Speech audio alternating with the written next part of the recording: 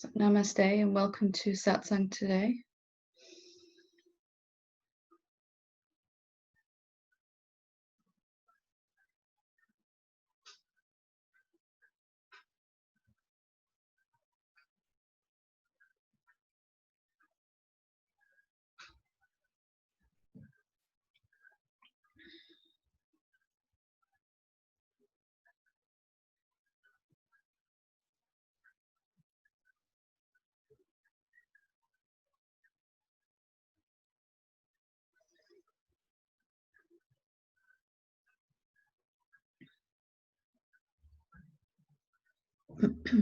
So on these Monday Satsangs, I've been reading from my own books, and this week we're going to start with the Empowerment Courses Handbook, which is a handbook of 3 mini courses that I used to run live. I haven't done them in a while live, but all the information is in here that's needed, including the exercises. There's 3 courses in it. There's the Forgiveness course, Transcending the Vasanas course, and the Abundance, Manifestation and Desire course, because these were areas in my own journey and in many people that I'm working with.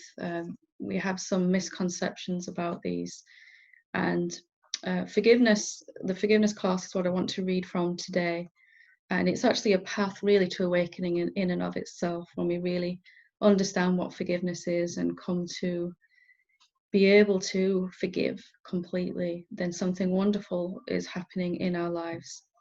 So I'm going to start with that today. I'm not going to read the Transcending the Vasanas course, because that's a condensed version of my more complete work, Transcending the Mind, that we finished reading last week. So I will read the Forgiveness course and the Abundance, Desire and Manifestation course, probably over 2 or 3 satsangs like this. So we'll begin with the general introduction. This handbook can be used on its own as a study guide to allow you to study the empowerment courses by yourself. It can also be used to supplement the live courses. Whichever way you use this handbook, it contains all the information needed for you to be able to consciously create the life of your choosing through embracing all the information enclosed in here. It's suggested that you spend time with each course in the order that they're presented here. Each lesson builds upon the previous one, and each course adds to the previous one. You are urged to complete all 3 courses, even if you feel you don't need to focus on any particular one. For example, you may feel you need help removing blocks to manifesting the abundance that you want, but do not feel a pull to look at the Forgiveness course. In such cases, you are urged to pay particular attention to whatever you do not want to study, as this is usually resistance and avoidance from our mind. So if it's anything there's an urge to skip over, I know on my own journey, this was a particular chapter of a book that I don't need to read that one. And of course, it was exactly the one that needed to really go in deeper. Even if we learn the technicalities of how to manifest what we want, we'll still be unable to allow it to happen for us if we still have self-hatred or unworthiness due to a lack of self-forgiveness. All 3 courses are designed to work together to supply all the information your consciousness needs to know to let go of blocks and doubts. Only once you've read and digested each course will you have a complete set of tools to move forward.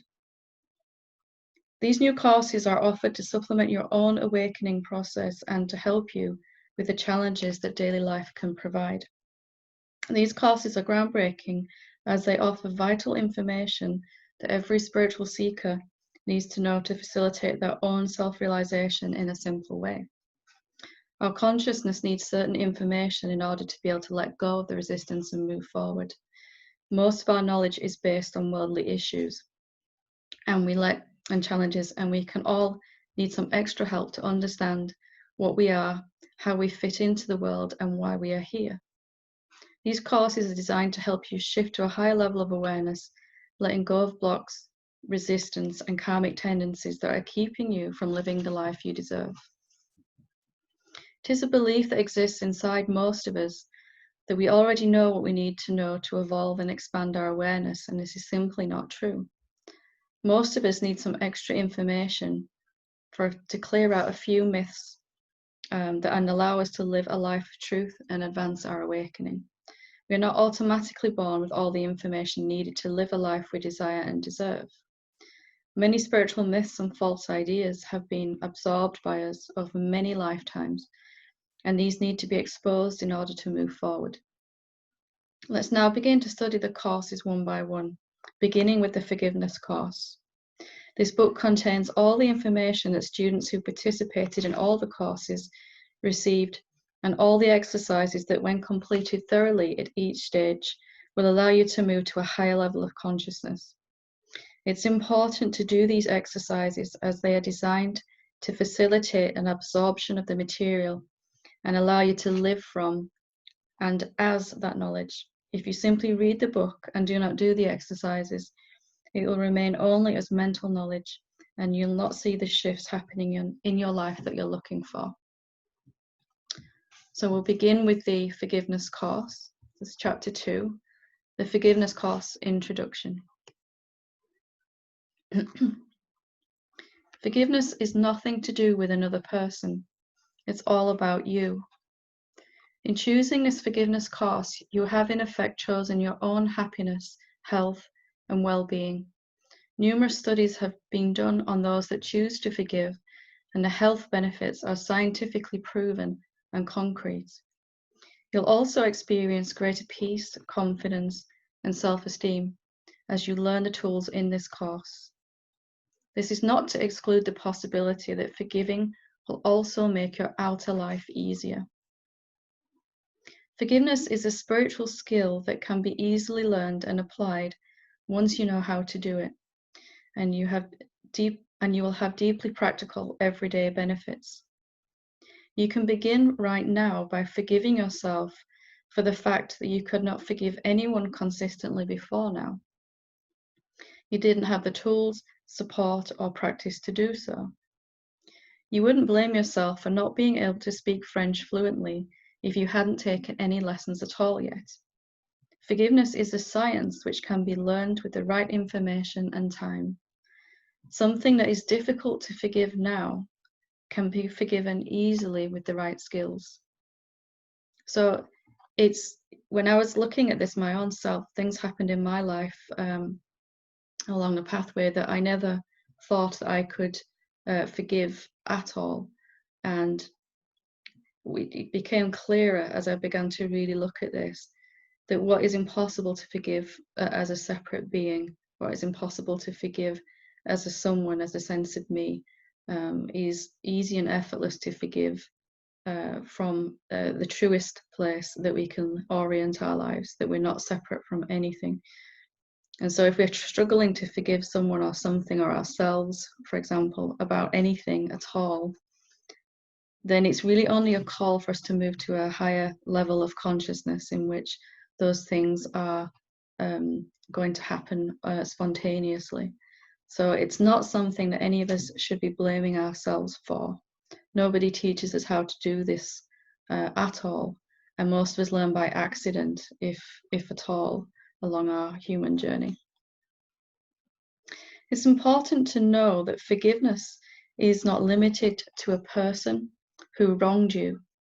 Sometimes we can feel unconsciously angry towards a loved one that has suddenly passed away, and we may be holding on to a subtle blame that they should not have left us. We can also, for example, forgive the fact that we never seem to have enough time or money. Forgiveness can also be of ourselves. This is the most important part of our course, because once we understand why we behave the way we have, we'll find it easier to forgive others too. We'll learn together that as human beings, we're not supposed to be able to forgive easily right now. Our brains are just not wired that way. It doesn't mean that forgiving someone is only possible for a saint in a monastery or Mother Teresa. It simply means that we cannot blame ourselves if we can't do it right now. So this is the beginning of forgiveness, even just to accept right where you are now. And if there's something going on in your life or has happened in the past that you're struggling to come to terms with. And most of the times it's about our own self that there's a lack of forgiveness.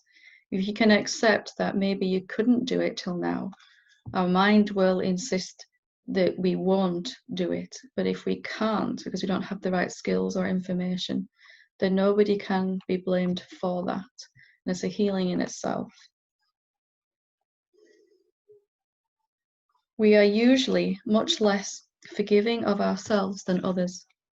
We hold ourselves to a high and sometimes unreachable standard simply due to the fact that we are human beings with real emotions and feelings. Remember, most of humanity has no idea how or the inclination to learn to forgive. The fact that you're reading this means you are already an open-hearted person who wants the best for themselves and others. So that needs to be acknowledged. The fact that you're even hearing these words is evidence of just how far you've come to end up vibrationally drawn to something like this. And beginning to look at it this way instead of what we can't do yet, what we haven't achieved yet. Begin to shift things in your life. So lesson 1, forgiveness course, lesson 1, forgiving ourselves. What is forgiveness? This subject may seem like a very basic question, yet over and over again, I find that people have a different idea of what forgiveness actually involves. It's vital that we start this course with a clear idea of what forgiving someone or ourselves actually means. And you are encouraged to revisit this throughout the course. Forgiving is really an acknowledgement of something that happened, will happen, or might happen. It's acknowledging that something happened totally and not denying it happened at all. It's a healing of our internal environment and a commitment to understand what it means to be human and the challenges that presents us with. Forgiveness is a willingness to give away any feelings of should or shouldn't about a situation, person, or ourselves. If we look at the root of the word forgive, we see it's made of 2 parts, for and give. For comes from a root word of per, P-E-R, in Latin, which means completely, absolutely, or totally. And give means to let go or to release to someone or something else, to transfer to or remove from our possession. So we can begin to, even just from that definition, recognize what forgiveness really means, which is to completely give over, to absolutely give away any of these particular feelings of should or shouldn't. Then when described like this, forgiveness immediately becomes something much more accessible for all of us. We all have things we should and shouldn't, we all have things we have shoulds and shouldn'ts about. Most of our opinions, judgments, and attitudes would collapse completely if we suddenly let go of these shoulds and shouldn't ideas. All conflict within ourselves would also stop, and we would come to total peace immediately. The good news is that we don't have to let go of these. Simply, we have to acknowledge that they're there. We are only asked to be honest that this is the way we feel, and we can all do that right now. What forgiveness is not. So just as important to recognize what it actually is, and also just as importantly, perhaps maybe more so, to recognize what it isn't, so that we're heading in the right direction. The ability to forgive is not some spiritual power that is earned as you reach higher levels of consciousness. It is not something that some people can simply do and somehow you missed out on.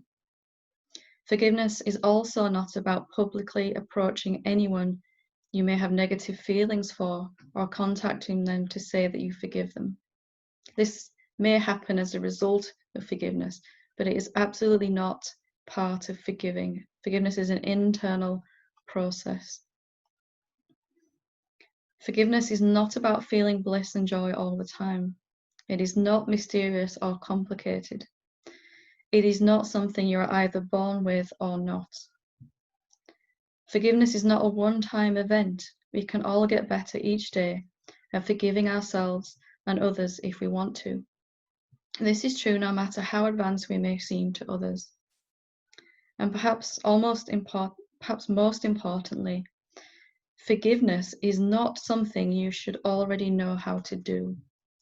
So even if you just accept that within yourself, you don't know how to do it yet, you don't know, then any should and shouldn't about where you are in your own letting go of self-blame and hatred and judgment and self-loathing, or whatever way it's manifested unworthiness, and for other beings too, that we may be feeling around other beings, then there'll be a peace there immediately. You are where you are with the information you've had and the resources and the skills, and just like anything else, we have to learn how to do this.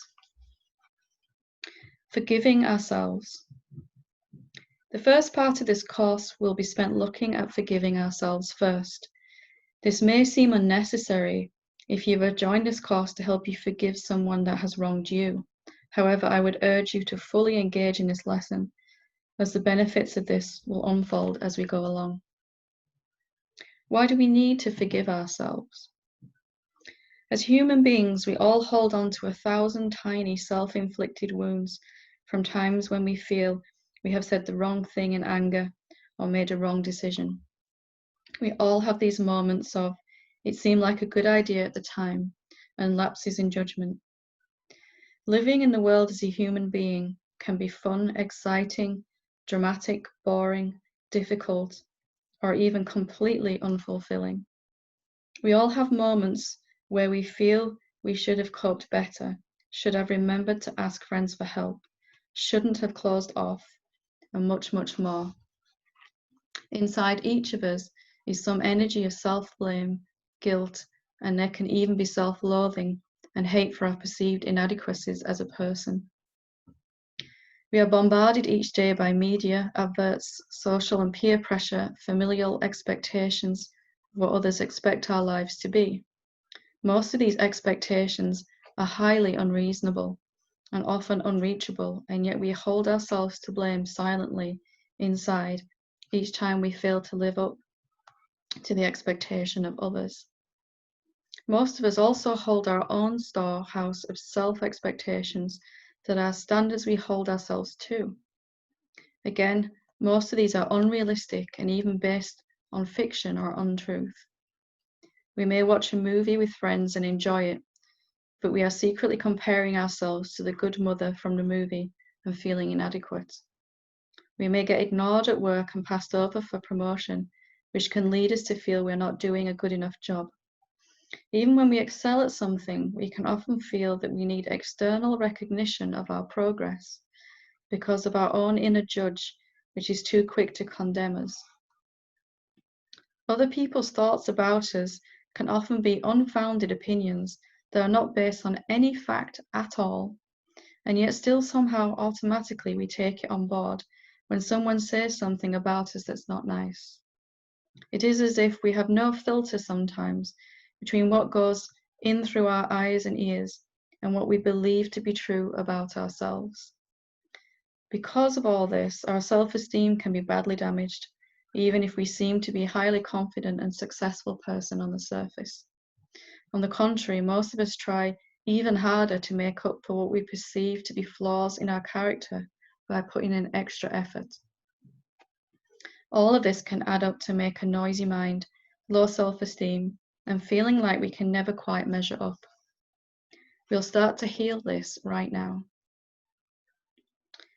So we're going to look at now why we cannot forgive. So why do we feel as human beings that we cannot forgive? There's some really important reasons that stop us progressing, and to look at these and see if they're true, we can begin to undo their effects within our own being. Reason 1. So these are reasons why we cannot forgive at the moment. So reason 1, we feel we should already be able to. So even this one by itself, if you can just come to this understanding that if you can't do it yet, you can't do it. No matter what your mind is telling you that you should be able to, it's just not true. If you can't, you can't. Most of us feel shame and guilt to some degree that we cannot forgive ourselves, and we are stuck in a self-perpetuating loop. We cannot forgive that we cannot forgive as yet. This cycle goes around and around, and guilt and shame build up in the depths of our psyche. We look at the spiritual leaders of the past and present, such as Gandhi, Mother Teresa, and Christ, and feel that somehow we should be able to forgive the whole of humanity as they could. What we fail to acknowledge is that at some point they too went through this same process you are engaged in now. We feel stuck deep down in our progress because we cannot as yet admit where we are and acknowledge that that is totally okay. Admit that you are where you are and that it is okay. There are things you like about yourself and things you do not like about yourself. There might always be things you don't like about yourself. Can you be okay with that? Yes, you can. You are human and you're going to be experiencing and interacting with others for the rest of your life. It's unrealistic to expect that you will enjoy every encounter you have and leave it feeling enriched. You do not have to feel a connection with everyone you meet, and most likely you will feel the opposite. Somehow we have picked up a lie that as human beings we should be equipped from birth and to be able to forgive, and it's simply not true. Note this reason is especially valid if we are on a spiritual pathway or trying to better ourselves, which most of us are here. We deeply believe that the more advanced we become spiritually, the more we should be able to let go and forgive effortlessly. This is simply not true. Forgiveness involves learning about yourself, how your thoughts and emotions work, and the difference between left and right brain usage. If you've not had this information given to you as yet, then no matter how much you meditate or pray, you simply will not be able to forgive. End of story. It's been my experience that the more advanced we become spiritually, the more life can ask of us also. We can be asked to forgive at a deeper level and in more challenging circumstances than we previously thought possible. For this reason alone, forgiveness may be always something that we struggle with or feel challenged by. This is what it means to be human.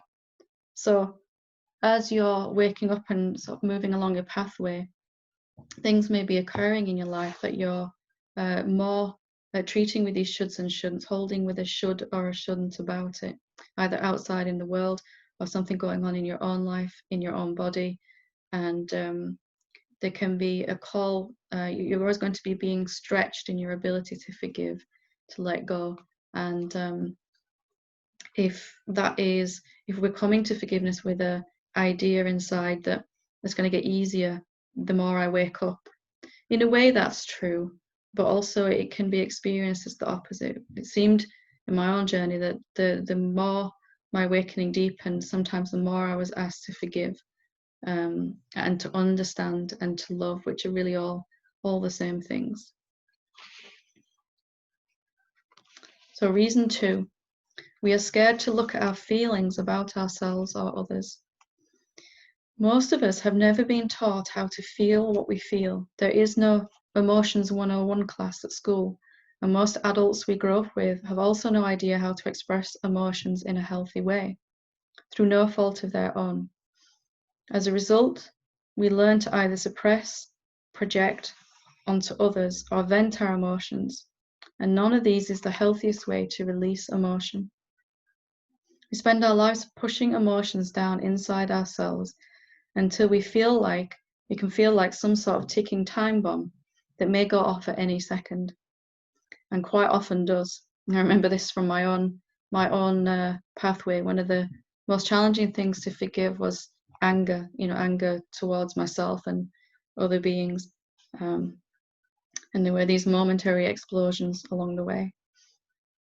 When this happens, we can immediately blame ourselves and say that we should not do that.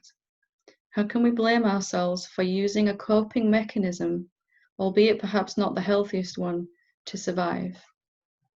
We've come to believe that if we begin to look at what we have rejected within ourselves, it will have to be faced all at once and it will overwhelm us. This is not true, and we can face it step by step. At any point, you can take a break for an hour, a day, or a year. Recognize that because you are reading this, it means you are ready and able to look at this stack of emotions and begin to heal and release them. It's not your fault you could not do this before. If you could have, you would have. Isn't it enough you're engaged in a course like this right now? What does that say about the kind of person that you are? So, reason number 3, we haven't had the right information yet. Nobody would expect you to be able to speak Spanish without taking Spanish lessons or spending a considerable amount of time in Spain. Somehow we know this is true, but we expect ourselves to be able to forgive automatically. Simply put, if nobody has shown you how to do it as yet, then how can you be expected to know? If you have not received the correct information, then your consciousness will not be able to assimilate it. So it's kind of like expecting your computer to run without any software on it, without the correct software on it, or with corrupted software on it. You wouldn't be blaming the computer, you'd be upgrading, updating the software, and yet all of us are doing this to our own selves until we're not, until we realize I'm doing the best I can at any moment from where I'm at with the information I have and the skills I have. When we look at this more deeply, we will look at this more deeply in lesson 2, but for now, it's enough to know that most of us are only using the left side of our brain right now. We are trying to use this side of the brain almost exclusively, and this area deals with reason, logic, analysis, and judgment. The left side of our brain deals with objects and differences, comparisons, and functions to help us move around in the world. So when I'm saying judgment here, I don't mean a judgment as if I was saying that's wrong or that's right. I'm talking about judgment as in discernment of difference. So our old basic fight or flight mechanism. This is something I should run towards, and this is something I should run away. So judgment in a very basic sense here. What most of us don't know is that the left side of the brain can contain some limited ways of thinking that do not allow us to access forgiving thoughts. So I've used the word limited, not wrong. If your thinking around forgiveness is still limited or restricted, can you rephrase it to that rather than wrong or shouldn't? When we use this side of the brain, we'll find it hard to forgive others, and we may even find it difficult to want to forgive. This part of our brain is interested in our survival and security, and as such can see traits like kindness and forgiveness as weak or even pointless. We'll look at what the right side of the brain does and how to access it in the next lesson. Reason number 4. So this is really important, this one. And if, as I'm reading this, you listen inside yourself and see if you have this inside of you, there'll be a massive healing just from looking at this particular reason. This particular reason held me back for at least a year. So hopefully it'll shortcut your journey. Reason number 4, we feel we should want to forgive for selfless reasons. So if somebody has hurt me, done something wrong to me, it's totally okay to want to forgive them because it's going to make me feel better. You know, most of us are carrying around this idea that I should want to forgive that other being because that's the right thing to do, and they were doing the best that they can, etc., and all of those reasons. But most of us, if we're honest, start out wanting to forgive because we want to feel better. Carrying around anger, blame, hatred, and all these energies is only hurting ourselves inside. And of course, you're going to want to feel better as the first reason for doing this. If you can accept that, and that's where everyone starts from, then you might even find a whole lot of your mind falling into silence just from this understanding. In spiritual groups or circles, forgiveness has been thought of as a selfless thing to do. We might feel we're supposed to want to forgive someone because it's the right thing to do. We may also feel pressure to forgive someone to make that other person feel better, which only makes us feel worse when we cannot do it. So if somebody's asking, apologizing, asking for our forgiveness, it's okay for that to happen, because the first reason is a selfish one. I want to feel better. I want to be right with this other being. I want to sort things out so that I'm peaceful inside myself. If that's the first and only reason that's here right now, it's fine. And if we accept that, then very quickly there will be a selfless reason too. But we cannot blame ourselves if that's the only place we're starting from. It's where all humanity starts from. So just to have a look at that inside yourself. There is a useful fact that helps to open the door to forgiveness and making it available to everyone, no matter where they are starting from right now. Most people begin to forgive for totally selfish reasons, and that is okay. It's completely acceptable and common practice to forgive someone just because you are so tired of feeling hate, anger, or judging them. Holding on to these feelings has been described as being like holding onto hot coal and wondering why you get burnt. At some point, we want to drop this heavy burden. It can also cause us to feel burnt out, exhausted, to lose sleep, and to feel stressed, among many more issues. And some of us come to forgiveness from wanting to heal our body. Sometimes the reason that we want to do that is to sort something out, change in our particular life. We are human beings, and we are naturally wired to want to feel better. If that is what brings you to look at forgiveness, then this is just as valid a reason to start forgiving as any other. I'm giving you permission to be totally selfish. In fact, the other person who wronged you may never know that you forgave them, and you may never see them again. The benefit of forgiving may only be felt in yourself, and you do deserve to feel better. Exercises for Lesson 1. Make a list of the following areas of your life and add any other areas you feel are important: health, childhood or growing up, finances, career, spiritual pathway, relationships or romance, friendships and hobbies. And for each one of these, write down any should or shouldn't thoughts you regularly have, such as I should have settled down by now and got married. I shouldn't have eaten that extra slice of pizza. Spend some time looking at where you are holding judgments of yourself and unrealistic expectations. Simply acknowledging these will begin to make you feel more accepting.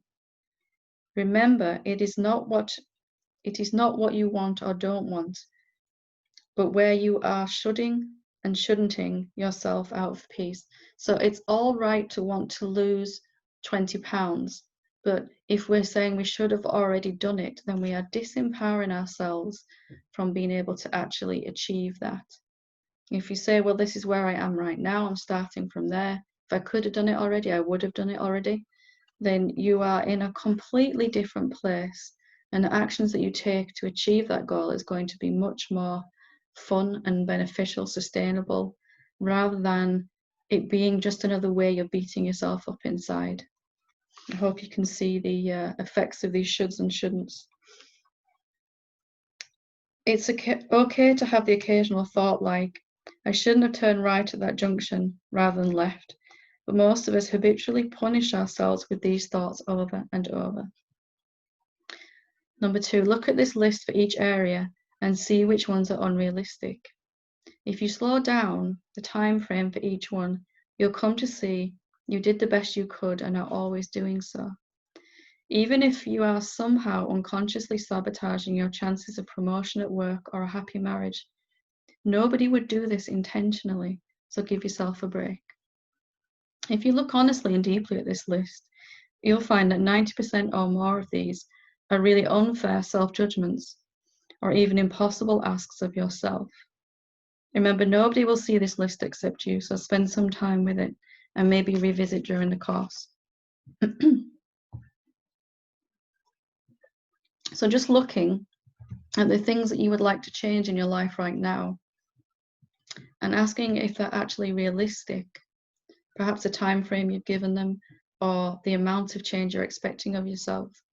Even that will bring such a forgiveness to your own self, because it's all right to have these goals, but if we're coming from the place of should or shouldn't, then we might be putting unrealistic time frames or expecting ourselves to do something that we cannot actually achieve right now. So I'm going to read lesson 2 of this course, and then I will open it up for questions. So lesson 2 is the science of forgiving. In lesson 1, we took a brief look at our expectations of ourselves, and I asked you to consider them again honestly. Most of us would have to admit, at least, some of them are unreasonable, and that we're expecting too much from ourselves with our should and shouldn't thoughts. It's easy to say, I shouldn't let the kids make me angry and shout at them. But in the heat of the moment, our biology can take over, and our best intentions cannot always help at those particular points. Often we try to address this by trying harder to control ourselves or to be more forgiving. And yet, until we know how to access our right brain thinking, we may simply keep repeating the same behavior patterns and end up feeling guilty and powerless to change. Once we know how the two sides of the brain work differently, we can begin to understand ourselves more and why we do the things we do. We can also begin to forgive others too with this knowledge, and so it serves us to spend some time looking at this. The left side of the brain. So I've divided into left and right side. Biologically speaking, these aren't absolute things, but left and right I've put here is really a spiritual definition. So it's not anatomically totally correct. It's really more about the way that the brain functions, the two ways that our brain can function. This part of our brain is based on the old animal brain and used by most people almost exclusively. It's developed from the old brain and has the function of accessing differences and qualities of things, making distinctions and value judgments, offering quick and simple guidance, such as run or stay, and more. It analyzes the complex amount of sensory data that comes in each moment and uses a set of previously determined beliefs and parameters to decide if something is a threat or not. This side of our brain has a very simple decision-making process and is capable of making a split-second decision about something by weighing up the sensory input and measuring it against what we believe to be true. So somebody appears in my experience, and I'm going to look at them, make a decision how I think and feel about them based on my previous experiences with that being, based on my beliefs about myself and that being. And it's all this equipped to make a quick decision, a quick discernment. It's concerned with survival and seeks to protect our physical body and our mental self-image, or who we think we are. The left side of the brain is capable of ignoring any sensory input that contradicts what it knows to be true and runs on assumptions. So it's really important even just to understand that we will filter out anything that we don't believe to be true. We will selectively focus upon what we do believe to be true. And it runs on assumptions, things I think about myself and the world and other beings. For example, we may have had a bad experience with a dog as a child, so it will assume for the rest of our life that dogs are dangerous, and we will respond with a fear response. We may also not notice or disregard any evidence that comes to us that dogs are friendly and fun. This is an automatic process that occurs in a fraction of a second, and we usually don't even have time to think about it consciously. This side of the brain runs on unconscious decisions and assumptions that have been tried and tested in the world and our experience of life, and we must exert effort to overturn or replace these assumptions. Note how much willpower it takes to overcome a bad habit, how we tend to view all homeless people the same way, for example, and how our view of politics, religion, and much more seem to be very general and unchanging. So these are just areas where we tend to keep the same assumptions, just for a way of example of how this part of our brain runs on the assumptions that we never question. People can often get very defensive when their views on things are challenged by others, and even some people are willing to die for these beliefs. The vicious circle of assumption, action, and belief. The left side of the brain works on logic, reason, and rational thinking. However, this rational thinking is often based on unconscious, irrational beliefs that we are unaware of. For example, we may be trying to lose weight, so we choose healthy foods, but we succumb to a takeaway that is full of fat because deep down we believe, no matter what I do, I cannot lose weight. We have the good intention, but we see that our actions are controlled by deeply rooted beliefs, and then our brain gets to see the evidence that this belief is true. This then serves to reinforce this vicious cycle of an assumption about ourselves, others, or life in general, as we believe, see the evidence of the belief in action, and then the mind feels justified in holding on to this belief. Every single person at this level is being held hostage by these deep-rooted beliefs, and their actions, words, and behavior come directly from them, rather than from our logical, reasonable thoughts as we would like to believe. And if this seems hard to believe, consider how many times something has come out of your mouth that immediately afterwards you think, why on earth did I say that? Consciously, logically, you would not have ever said something like that. But what is really running the show is these unconscious assumptions that are happening, which are the basis of our egoic sense of self. Add to this the fact that quite often our emotions overtake us and overrule our rational thinking in times of being tested. Our left brain logical thinking can be short-circuited by strong emotion, and we all know the heat of the moment feeling. Forgiveness begins to become possible of ourselves and others when we see that we're often stuck in this cycle of believing something to be true that we do not even know we believe. We then have no choice but to act from this belief and experience the results of it, and it produces strong thoughts and emotions and perpetuates the whole cycle. So what we're really talking about here is karma, karmic patterns, and just the understanding that until we know these beliefs are there, we cannot question them, we cannot transcend them. We are at the mercy of living them out, experiencing their results, and not being able to do anything other than that. A healing inside yourself is going to begin to happen when you really deeply understand this, and the world, the activities that we see going on in the world that we would rather not see or rather change can begin to be understood when we recognize this. There are two myths that float around in our consciousness and stop us from being able to forgive. We will expose these now. Myth number 1. Everyone should be able to act, think, and understand and speak at the same level that I do. We all deep down feel that our opinions are more valid than the next person's, and that our way of doing things is the best way. We believe that just because we are able to see both sides of an argument, for example, both parties involved in the argument should also be able to.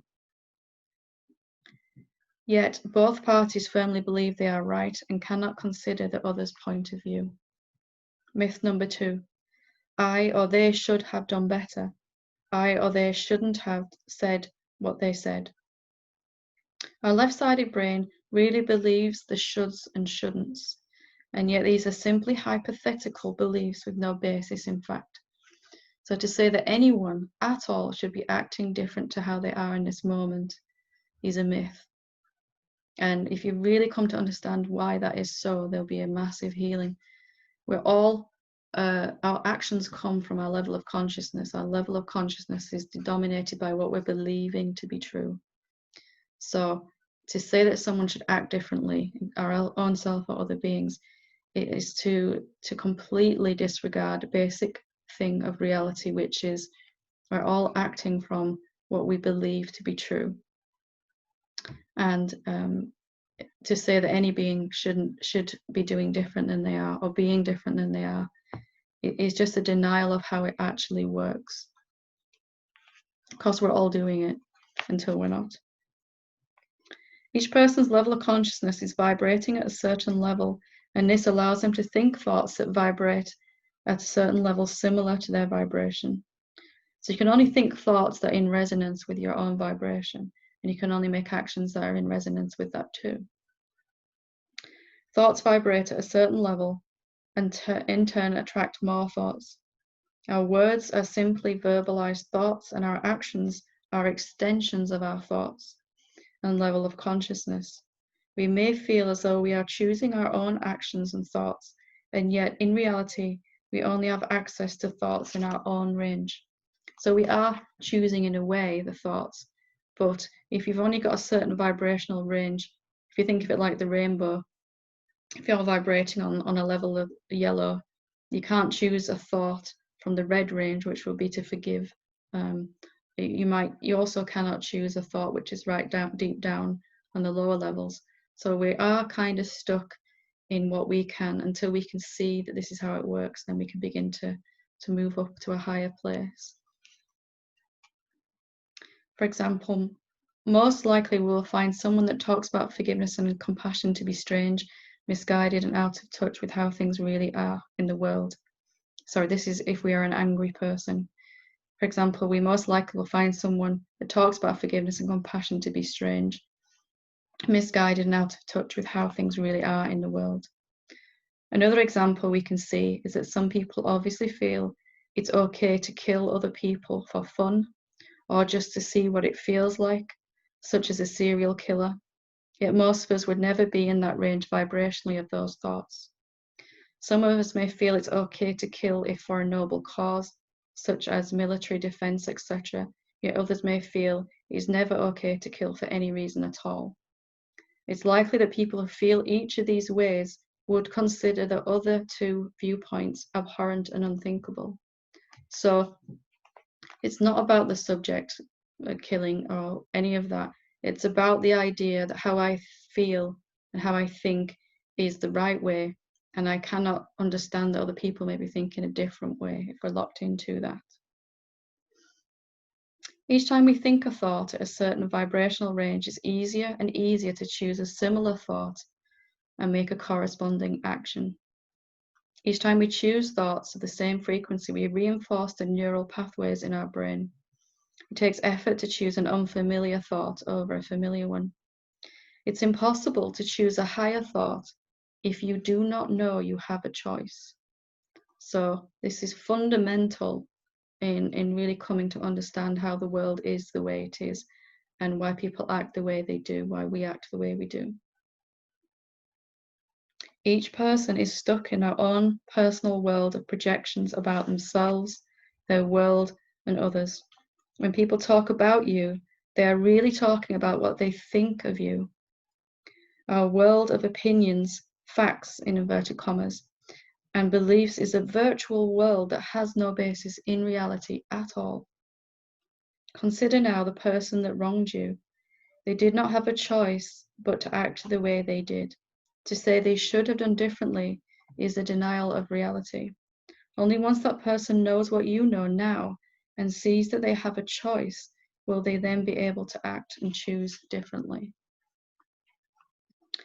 The right side of the brain. The right side of our brain seeks to understand rather than analyze. It wants to know about how things actually are and not how we think they are.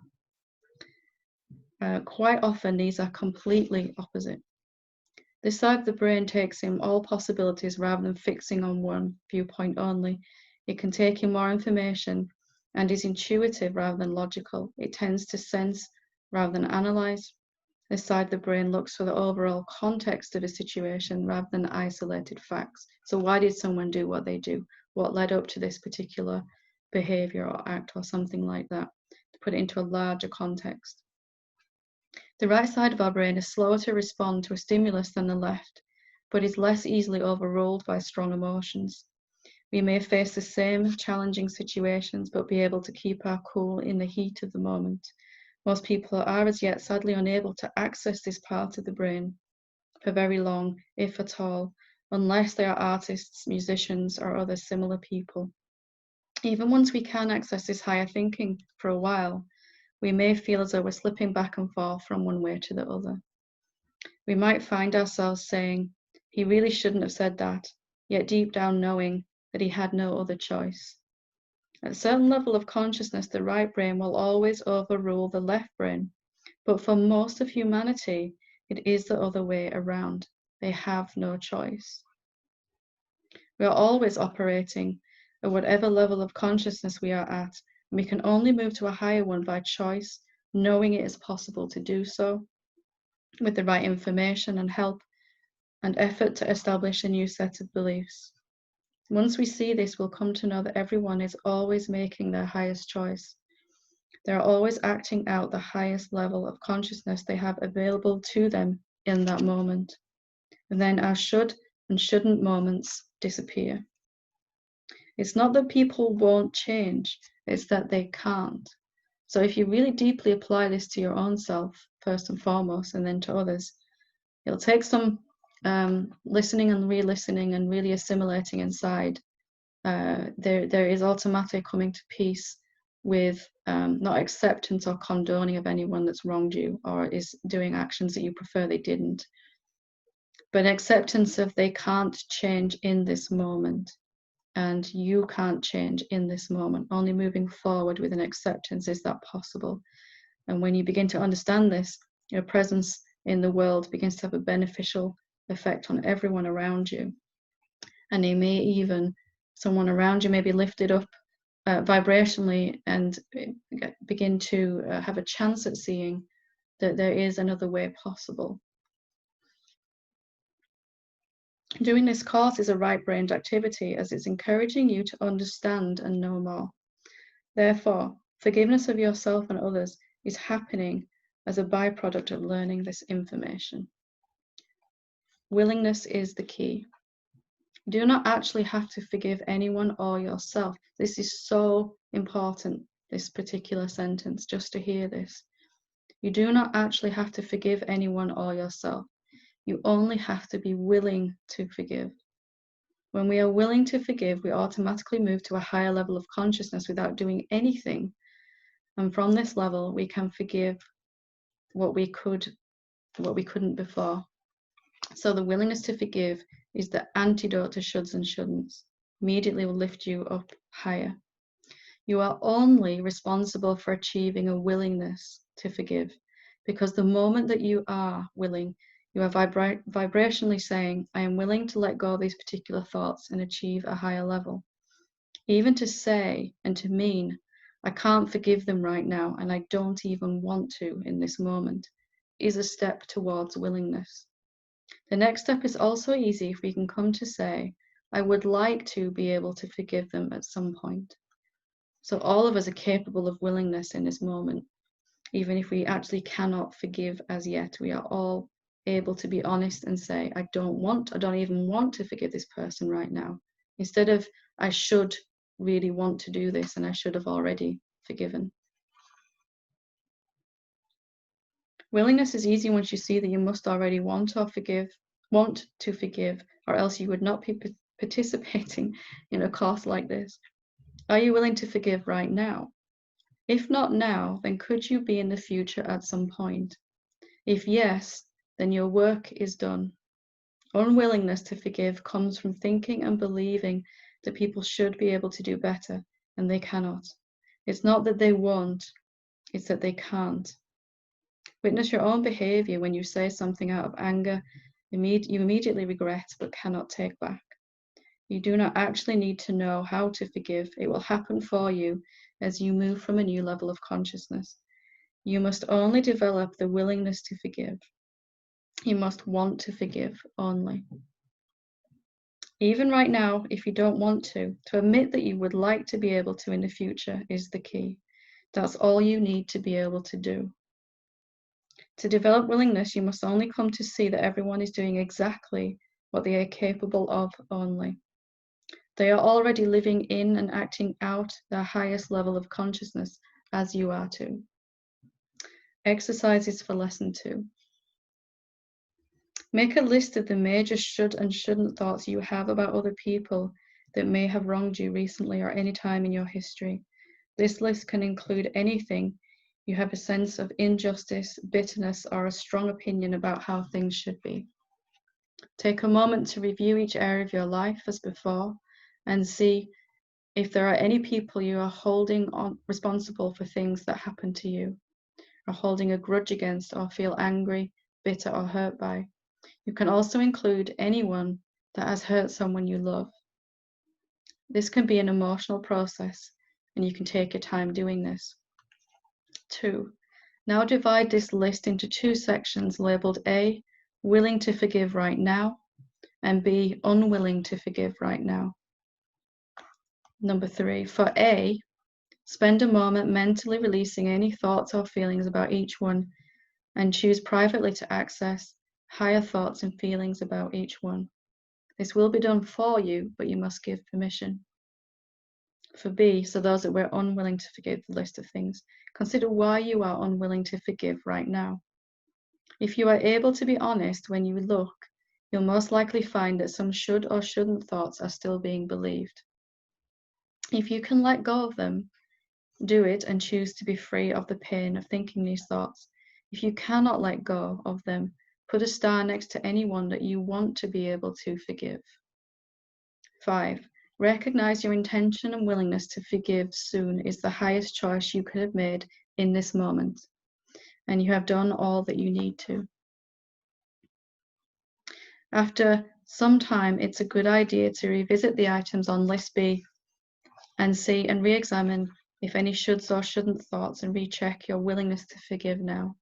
You may be surprised. Sometimes, simply knowing you don't have to forgive right now at all softens the resistance to doing it. It's your choice to hold on to the hot coal for the rest of your life and maybe get burnt. Nobody, and certainly not me, will ever tell you that you should have forgiven by now. If you could forgive, you would have, and the moment that you can, you will do. So we'll leave it there for now. I see Lopo's ready to ask a question.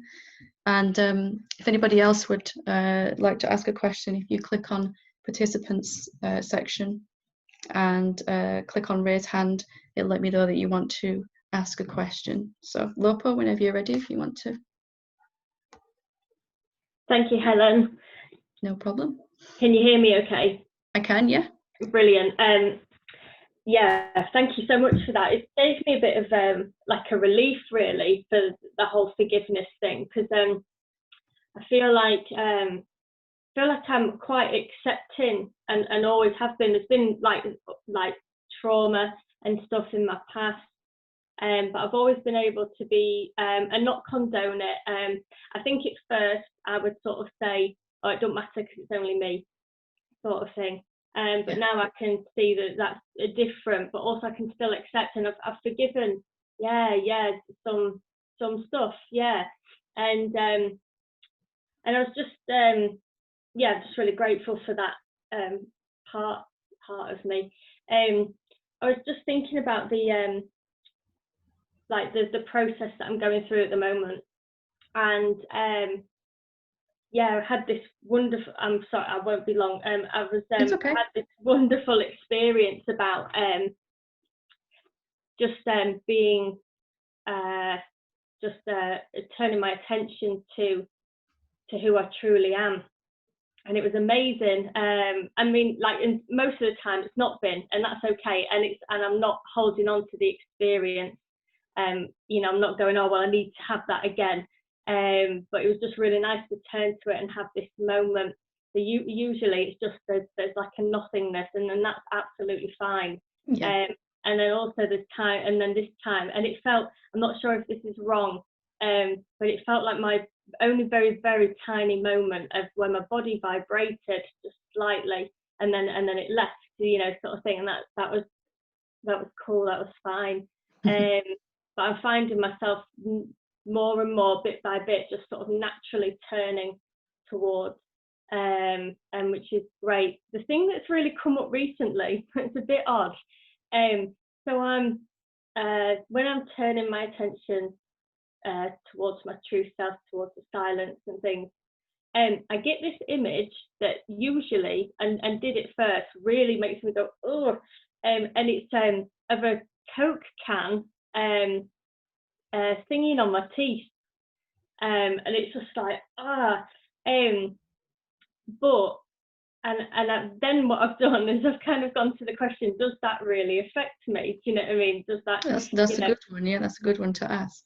Yeah. And also I went to when I've been doing the is it true that I am not safe? Is it really true that I am not safe? There's a lot of resistance there, because I think my mind says no, it's not true.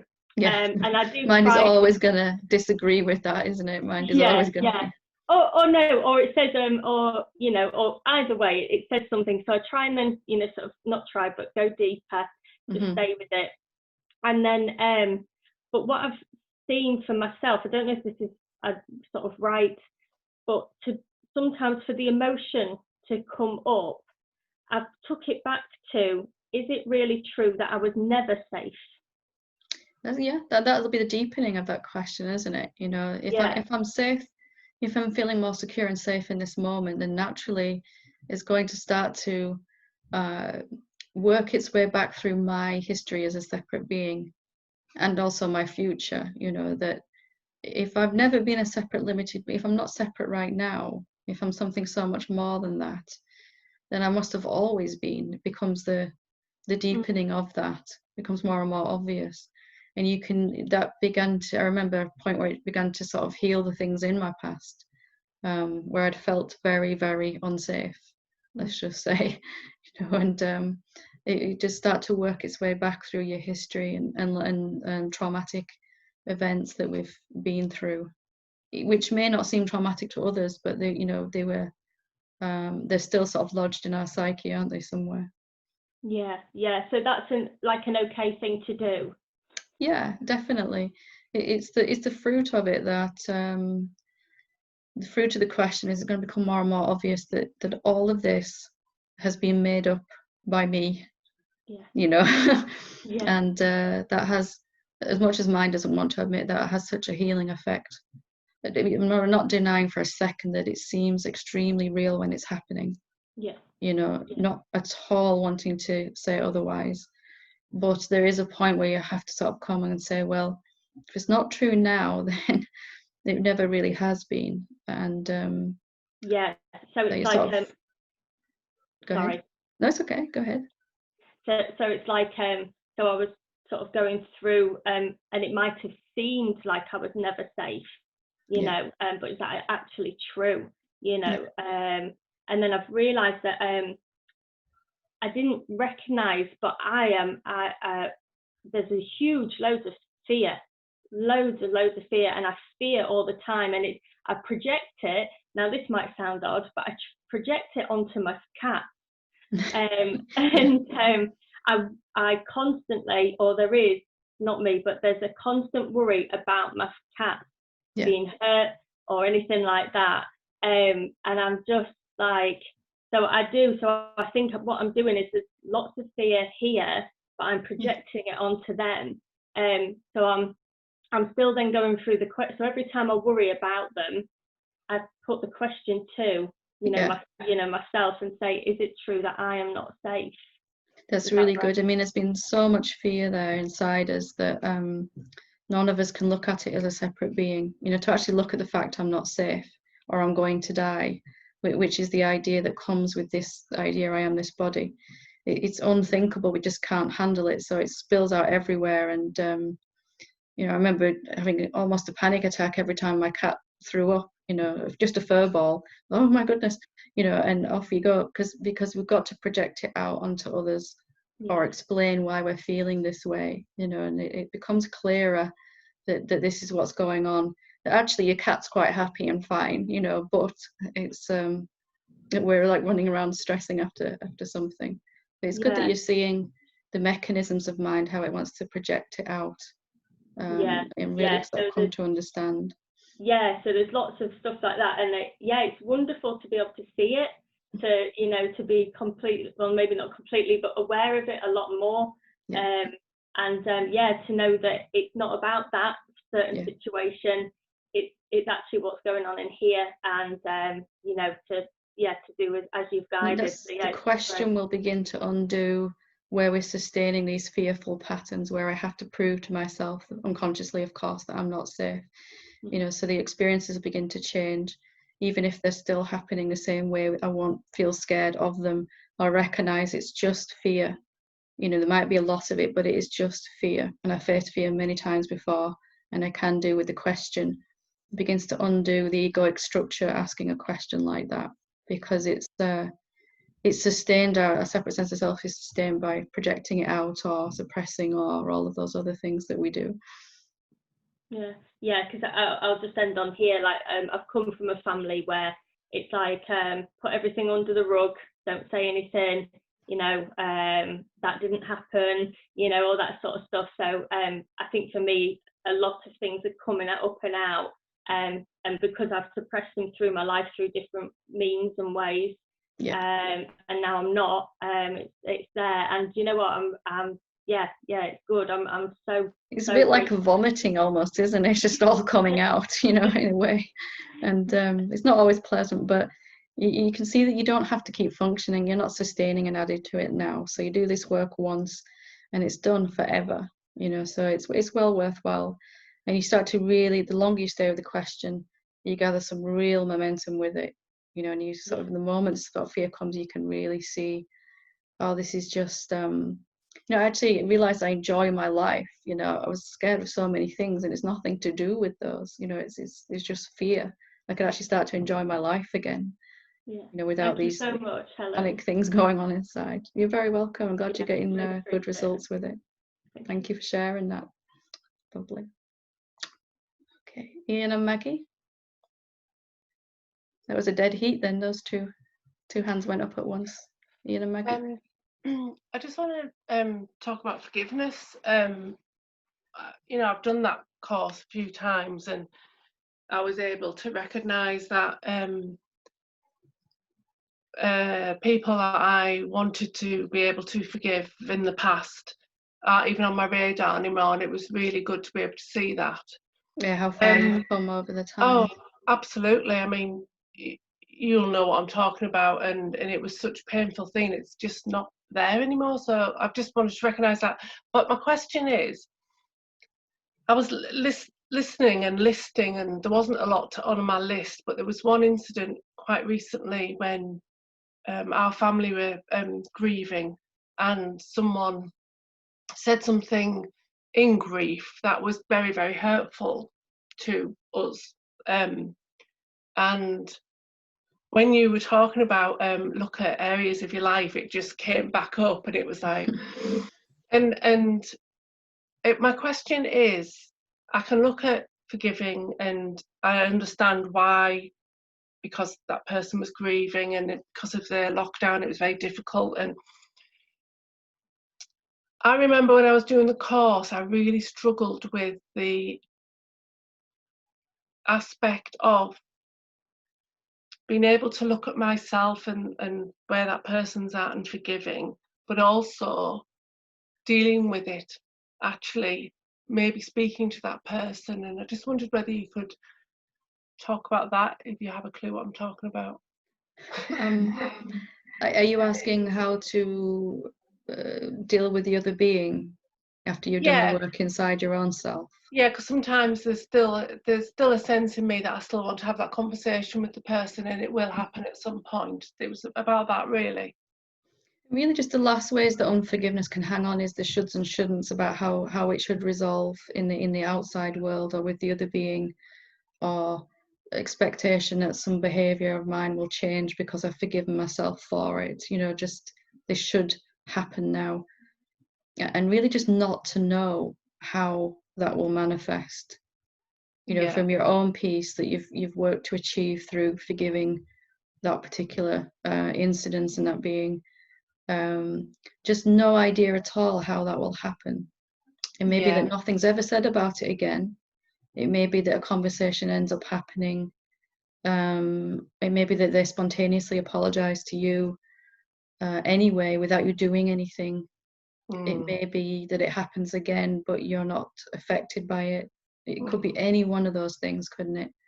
And if we're just wide open as much as we can be, I don't know how this will resolve. But that's not really what we're looking for. We're not expecting the other being to change. If they can, great.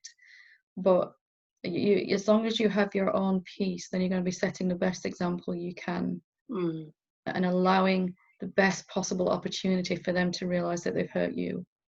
Yeah. You don't need that to happen. If you don't need that to happen, it's much more likely to occur. Yeah, I just it isn't a huge deal for me, this thing. It's somebody I love very much, and he will be not happy with himself about it because he's a very loving person. I just remember when I was doing the course, there was a sense of, well, what about dealing with it, you know? So I just thought there may be others wondering that as well. Yeah, that helps. Thank you ever so much.